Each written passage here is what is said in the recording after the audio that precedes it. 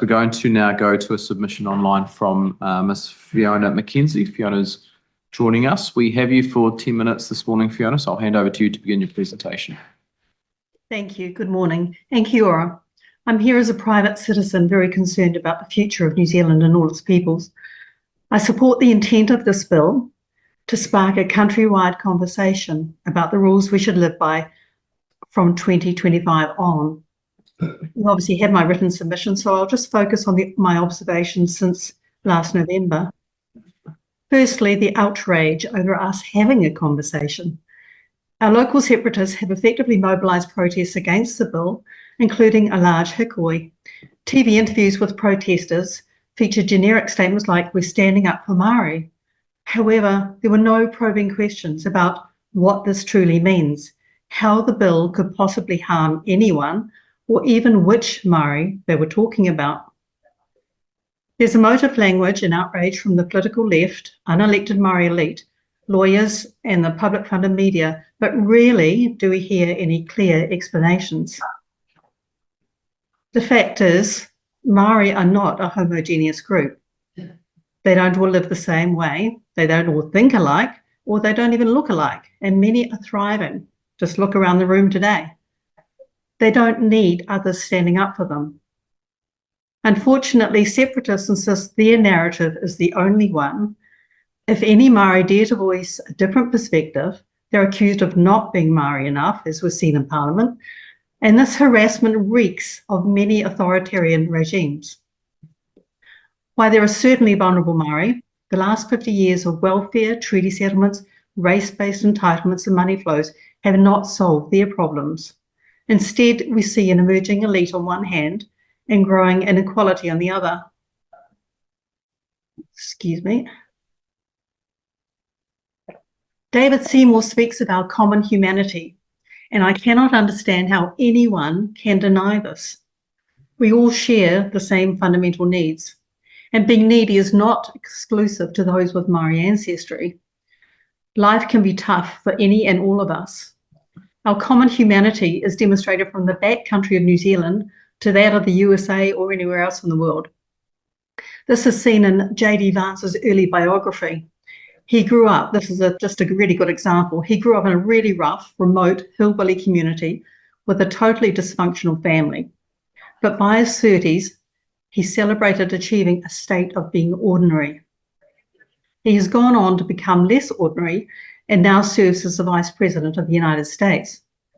What saved him is the same for most of us. Just one adult, at least in the family, who'll commit to loving and protecting us and teaching us important lessons, so we'll value education, work, and good health. This is about attitude, not poverty. First and foremost, families must provide these basics to the children. Race-based constructs and undefined principles won't fix New Zealand's problems.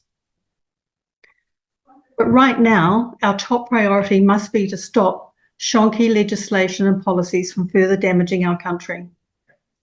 The pervasive use of undefined terms and principles is delivering uncertain legislation, which is undermining business and investment security and our economy.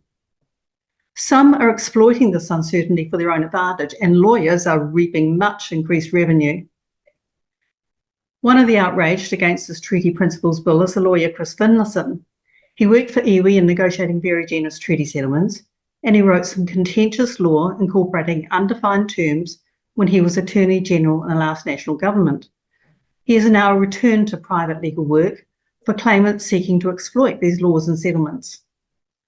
His Marine and Coastal Area Act, for example, has resulted in New Zealand's entire coast being claimed, with hapu or iwi lawyers like him being publicly funded. Now, loose settlements, laws with their undefined terms, are being used to claim tribal control of all fresh water in the South Island. Other tribal leaders obviously have a very keen interest in that outcome, but one does wonder about conflicts of interest. The courts have, to date, generously interpreted undefined cultural terms, consolidating power amongst a few against the interests of all New Zealanders. As a result, the Department of Conservation is also proposing to give iwi preferential rights to the conservation estate. Sadly for all of us, the plan for some sort of tribal-based dictatorship seems to be coming together.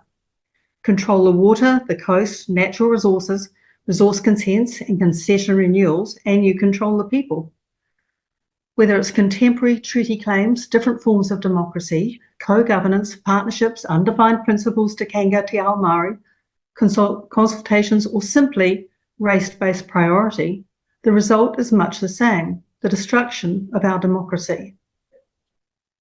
We New Zealanders are having our democratic rights stripped from us and handed to a dictatorial few, not all Māori even, just to a few.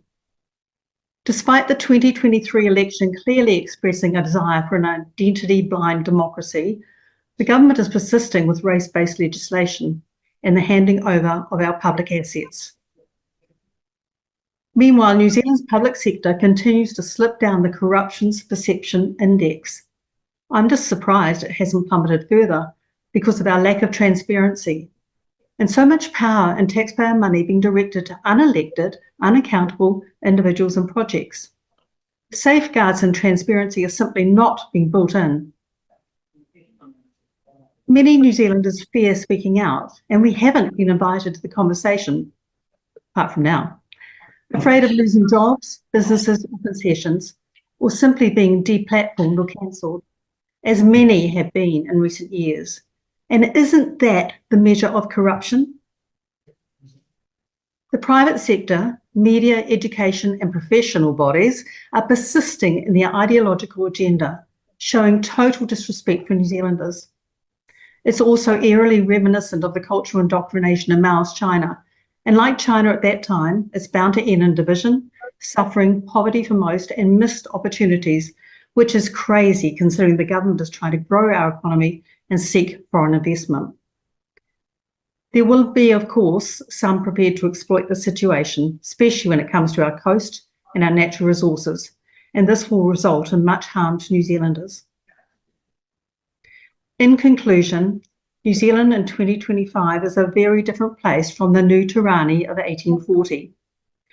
A 185-year-old constantly reinterpreted document should not be used to suppress and denigrate the massive contributions made by our forebearers and ourselves, and I mean all our forebearers and ourselves, to bring us all out of the mud, violence and hardship into what has been a first world country.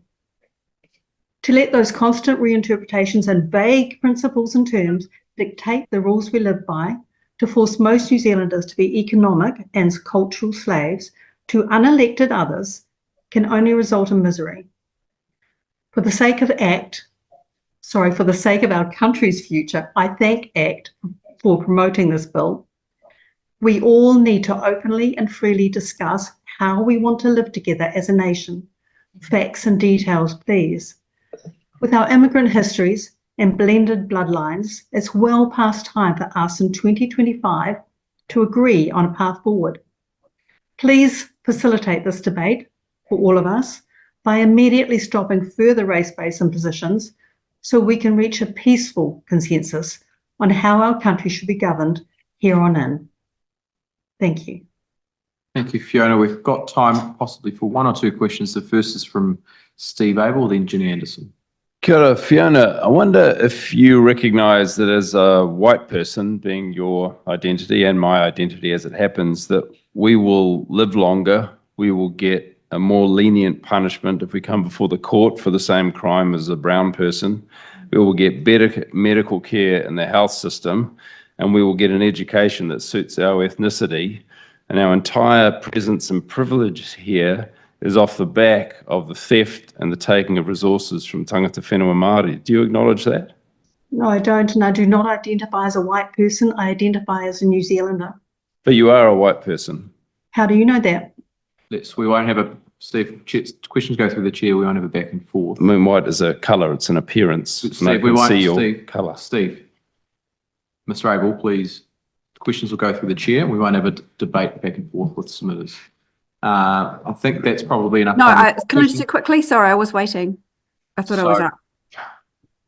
Hello, Jenny. Nice to meet you. I hear you on the radio. Sorry, Fiona, Jenny. Sorry, everyone in the room, We'll bring the meeting to order. You do have to work through the chair on this, so I'll go to Jenny Anderson for a question and then we'll wrap up the session. But please don't engage in discussion with each other across the table. Jenny Anderson. Thank you. Recently, thank you for your submission. There's a lot of very interesting views in there.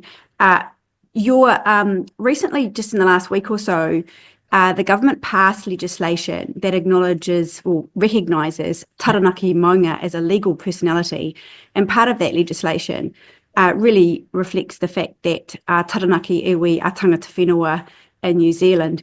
That bill was voted for by the ACT Party as well, because all parties in government supported recognising taranaki maunga as a legal personality in New Zealand.